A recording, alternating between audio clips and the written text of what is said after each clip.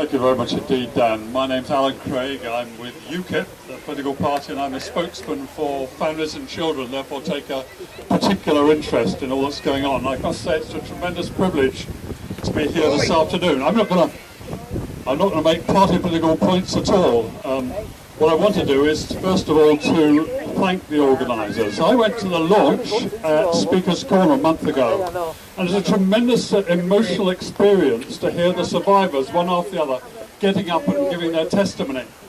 And if I had any doubts about how important this whole issue is to be tackled, I had no doubt any further.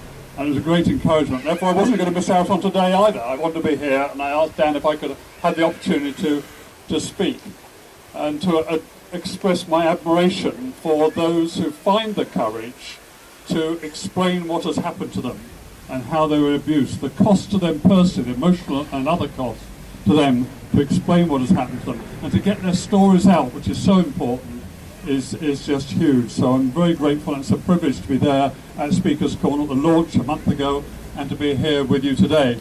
It's also, as it happens, a very emotional experience. I've read the Knoll View report, all 100 and something pages of it from start to finish, and I heard about the Smith Street toilets and the boys going in there, and then when Billy walked us round the corner there and we stood where the social services and children's services had looked down on those particular toilets where the boys for which they're responsible were going in and receiving 50p or whatever it was to have sexual activity with these perverts and these men, and social services knew it, Rochdale social services knew it was happening, and the children's services knew it was happening, and the leaders of the council knew it was happening, and they could see it happening, and yet they did nothing.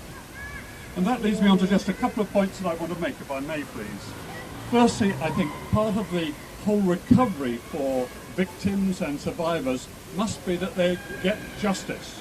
There must be justice. They, of course, have got to do their own work, and they have to find their own way in life.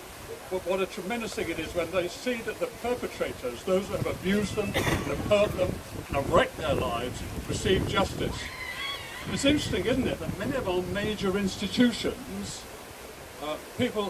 boys and girls have been abused in our major institutions. You think of the BBC and Jimmy Savile and others. You think of the Anglican Church, you think of the Catholic Church, and the paedophile priests.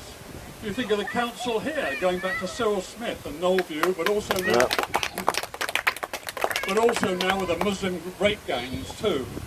These institutions up and down the country have known about this. They have the full information that children on their watch, in their responsibility, in their premises are being abused, and yet they did nothing.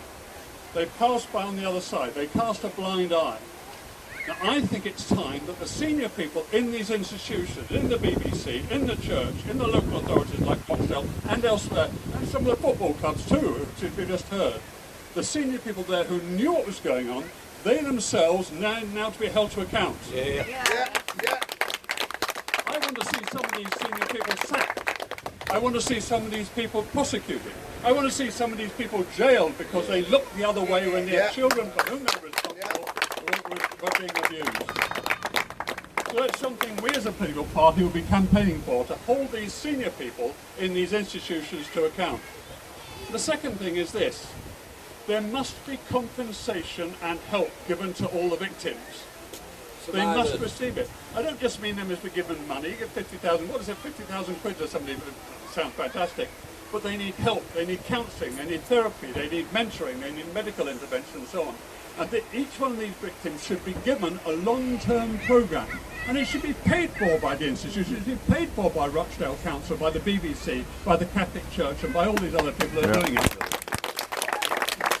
There's no reason why you and I, as taxpayers, should have to pay for it when these institutions knew it was happening, turned a blind eye to it, and now the children are coming out now and saying what's happened.